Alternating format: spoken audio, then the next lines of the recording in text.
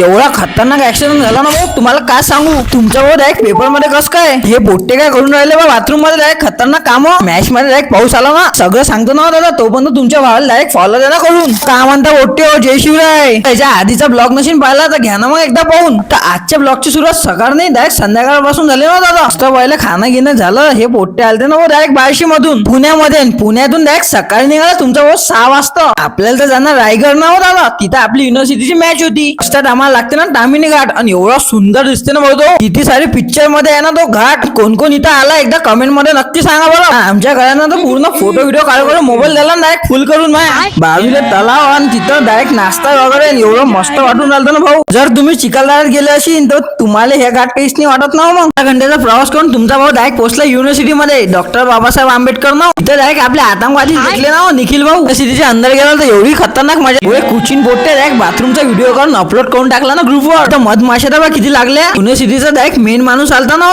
Opening केली ना. पहिले इंडियन वाल्याची मॅच झाली, मग माया मॅचची असतं एवढा पाऊस आला. तुम्हाला काच सांगू काय माहित कोणता शॉक चालला. पावसाची मॅच घेऊन राहिले ना दादा युनिव्हर्सिटी वाले. ऐकूनच नाही राहिले ना. आम्ही तर पूर्ण गजगज ओलं झालो होतो ना पावसात. अशी की दया मायाने दाखवली ना आमच्यावर. तुमचा भाऊ डायरेक्ट लागला ना भाऊ नॅशनल साठी. रात्रीचा मुक्काम इथंच होता म्हणून इथंच घेतलं ना मेस मध्ये एकदम भिन्न होऊन. सकाळी तुमचा भाऊ 360च्या स्पीडनं निघाला ऑटो चाललो होतं पुण्यात. आणि पुण्यात गेला डायरेक्ट मानसबाई घ्यायला झाला ना. इथून परत ट्रायल्स पकडलीच होती. तर एवढा बेकार ऍक्सिडेंट झाला ना समोर. तुम्हाला काय सांगू. त्याला परत भेटू आता नवीन ब्लॉग मध्ये. Tata bye. नाच करती का.